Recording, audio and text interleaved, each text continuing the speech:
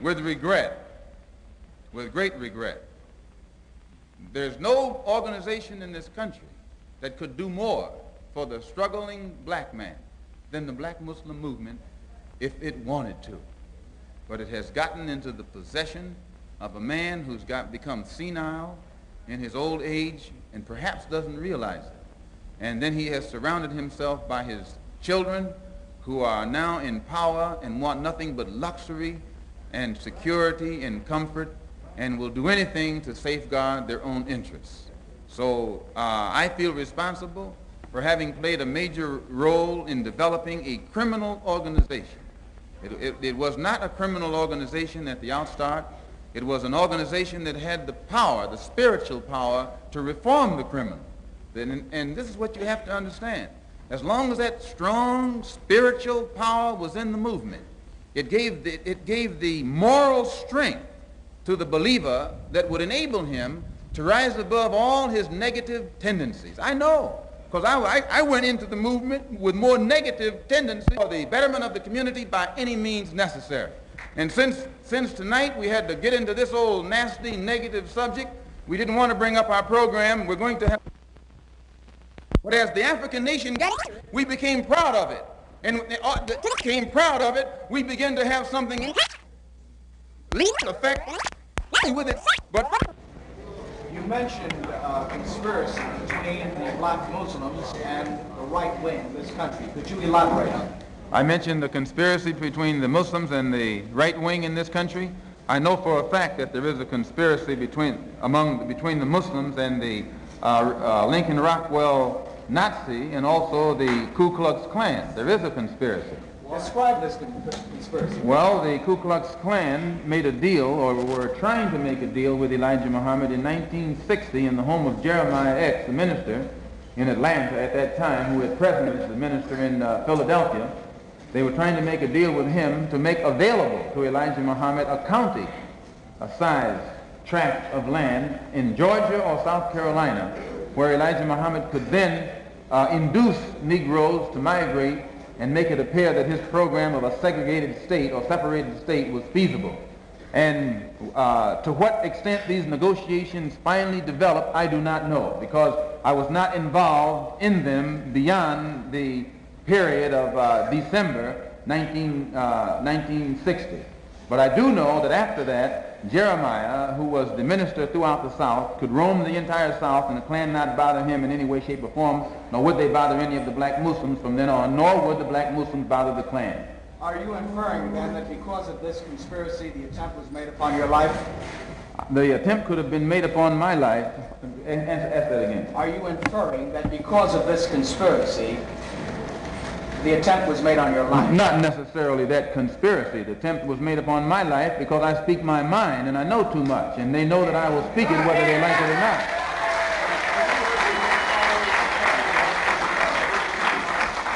Pardon me? Are you urging your followers to take any actions against the Muslims? Am I urging my followers to take action against the Muslims? No. No. When you say you rely on Allah or KKK, you've always been some kind of activist. Do you still think that you're going to try to infiltrate the organization and win over some of their supporters? Am I going to try and infiltrate their organization and win over some of their supporters? No, I have never tried to win supporters from Elijah Muhammad. Since I have left the black Muslim movement, I've spoken at these rallies. Those who come, come. Those who don't, don't. But I've never gone out of my way to win over any of his followers. And he himself is fearful because he knows that you don't have to exercise too much energy to win his followers. As soon as they know truth and compare the two. And by the way, this is the brother. I didn't even see you there, brother. This is Leon Amir, who was Cassius Clay's secretary, whom they beat unmercifully up in Boston. And the court freed the men who beat him. They fined him $100, was it? Yeah, fined him $100. And he was on the inside of the black Muslim specialty squad. And I know it. And it was he who heard Elijah Muhammad Jr. come to New York when Elijah Muhammad was at the Armory in June of last year. Junior stood up and told the fruit, many of whom are here now also, that I should have been killed that my tongue should have been put in an envelope and sent back to Chicago by now. And because Fat Joseph had not done it, they demoted him. He remained captain, but Clarence up in Boston was put over Joseph. And Joseph's authority was curtailed. And then Clarence, the captain from Boston, and John, the captain from Springfield, came to New York to assassinate me and came to him to get a silencer and couldn't get it. So the police know this.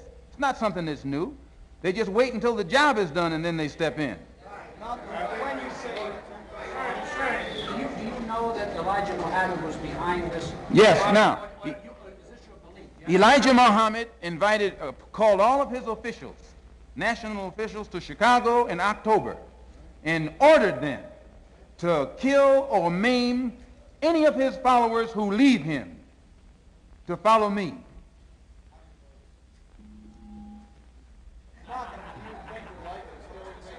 Well, when you say, how do I know, many of the brothers who were in at that time are out now. And if this ever come into the court, there are plenty of witnesses who can stand up and testify to it. Pardon? Pardon?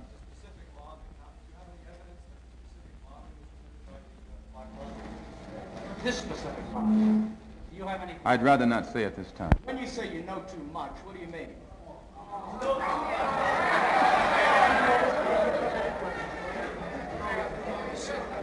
Who's the next one?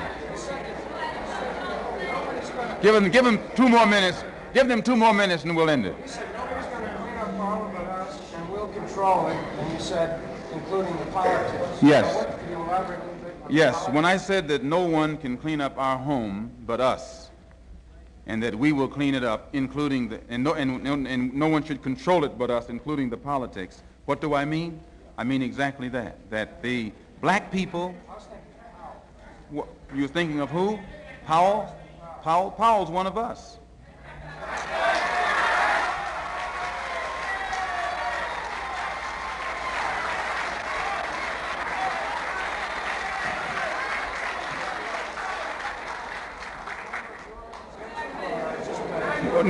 No, he's not a member of our organization, but when I say he's one of us, I mean he's one of the family.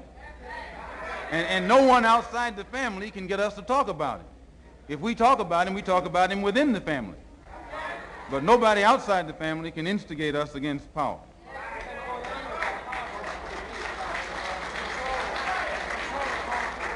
Yes, by controlling it politically, I mean that the politics of the community of Harlem should be controlled by those of us who live in Harlem, not by somebody sitting down in Gracie Mansion.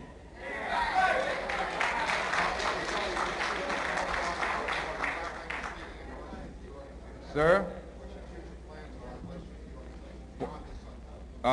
No, but the Organization of Afro-American Unity intends to get involved in every kind of action that's going on in New York City. We don't intend to let anybody downtown influence us in any way, shape, or form. We want the influence to come from Harlem and from other Harlems around the country. Now, this doesn't mean we're outside of Harlem.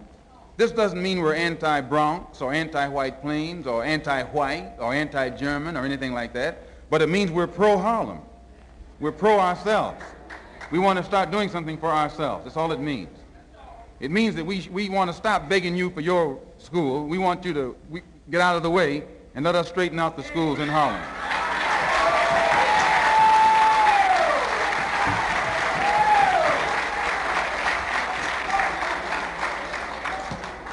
Yes, sir. I'd like to clarify this quote here. You said from tonight on there will be a hot time in your own town. Could you elaborate on I just answered it when I said from tonight on there'll be a hot time in the old town. I answered it when this gentleman over here asked. It's a song that we used to sing. An implication, an implied threat. I never imply any threats to anyone. I'm a Muslim. My religion is Islam. It's a religion of peace. And sir? Yes, I do believe there'll be further attempts on my life. I know them. They're foaming at the mouth. The rank and file Muslim means well. It's those at the hierarchy who are living off the fatted calf who don't mean well. And this coming Sunday at 2 o'clock, as I say, our program will be unfolded. Elijah Muhammad knows he has done some good things, and he has done some bad things. He knows that if he had wanted to, he could have united our people with the Muslim world just by teaching the right religion of Islam. He could have done so. The entire Muslim world would have accepted him. As it is now, the Muslim world has rejected him. He can never go into the Muslim world saying that he's a prophet or that Allah came over here in the flesh. They would cut his head off if he said that over there. I mean, he knows this. None of his followers can go over there without denouncing him. It's impossible for them to go to Mecca or any other place unless they ascribe to Islam as it is ascribed to over there. So he was in a position to unite us with the Muslim world, those of us who are Muslims. He was also in a position to unite us with Africa. But you cannot read anything that Elijah Muhammad has ever written that's pro-African. I defy you to find one word in his direct writing that's pro-African. You can't find it.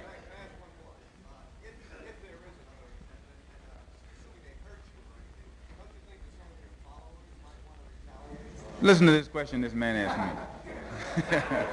What are you trying to get at? No, he asked me, listen, I got to tell him what you asked me. He asked me, don't I think if I got hurt, wouldn't some of my followers retaliate? What are you trying to say? Or what are you trying to get me to say?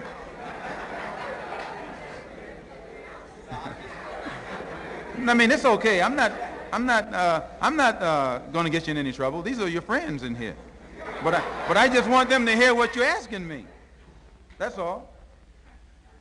I just want them to hear what you're asking me. You wouldn't get in no trouble in here.